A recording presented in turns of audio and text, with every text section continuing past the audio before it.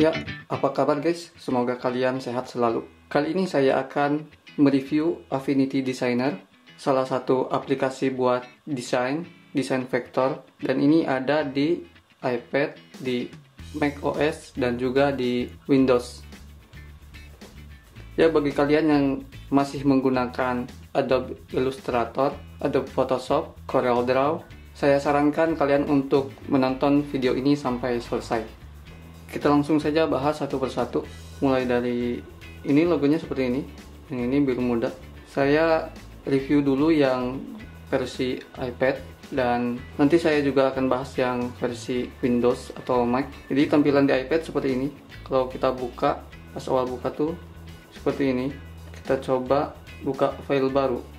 Bagi kalian yang biasa pakai Photoshop, terus Illustrator, kalian mungkin bakal langsung paham dengan menu-menu yang ada di Affinity Designer, karena ini cukup mirip, apalagi yang versi Windows dan Mac itu sangat mirip banget sama Photoshop dan Illustrator. Jadi di iPad tampilannya seperti ini. Kita juga bisa gunakan pensil. Bisa kalian lihat dari mulai menu bar,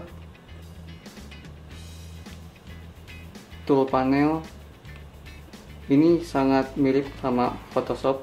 Kita bisa lihat di sini. Kalian bisa lihat toolnya sangat-sangat mirip, dan interface-nya juga bisa berubah sesuai dengan fitur apa yang kita pilih, persona apa yang kita pilih. Di sini ada, ya, di Affinity itu ada istilah persona. Jadi ada persona, bisa dilihat di sini.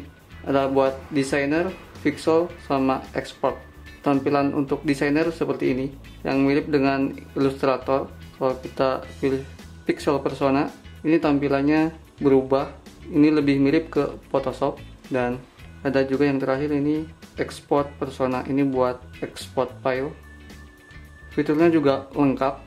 Sebelumnya saya pakai Photoshop dan Illustrator. Cuman setelah saya coba Affinity Designer, saya nggak pernah pakai lagi Photoshop sama Illustrator, karena aplikasi ini udah cukup untuk membuat logo, banner, dan kebutuhan desain lainnya yang biasa saya lakukan. Dan ini juga punya kelebihan, jadi hasil vektornya, hasil desainnya itu bagus, kualitasnya bagus, dan tool-toolnya juga mudah digunakan. Ini saya sering bikin logo pakai ini, logo yang pesanan logo dan lain-lain di sini. Untuk kebutuhan YouTube saya juga pakai ini buat thumbnail YouTube. Buat Illustrator juga saya bikin di sini sekarang. Ini sangat mudah digunakan, dan kalian juga bisa lihat ini hasil vektornya tuh bagus. Dan yang saya sukanya lagi dari Affinity Designer ini, dengan fitur dan tool yang lengkap, harganya itu murah. Jadi kita tinggal sekali bayar, kita dapat aplikasi ini selamanya gitu. Kita dapat aplikasi ini lifetime. Berbeda jauh dengan Adobe Photoshop atau Illustrator dan juga CorelDRAW. Itu harganya sangat mahal. Jika kita bandingkan, untuk saat ini harga Affinity Designer itu 655 ribuan. Tapi sering juga diskon setengah harga, jadi bisa sampai 327 ribuan kita bisa dapat seperti ini. Sedangkan kalau misalkan Photoshop itu harganya tuh sekitar 327 ribuan, tapi itu per bulan gitu. Tiap bulan kita berlangganan, kita harus bayar sekitar 327 ribuan.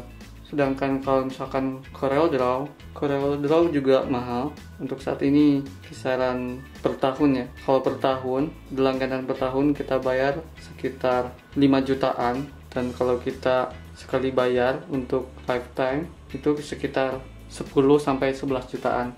Jadi CorelDRAW cukup mahal juga, sama kayak Photoshop. Sedangkan ini 600 ribuan udah dapat lifetime. Kita gak harus keluar modal lagi untuk pakai aplikasi ini. Kayaknya itu aja. Jadi bagi kalian yang suka desain logo, banner, dan lain-lain, dan masih pakai Adobe Photoshop Illustrator dan CorelDRAW. Saya sarankan kalian untuk coba Affinity Designer. Saya yakin kalian juga suka dengan aplikasi ini.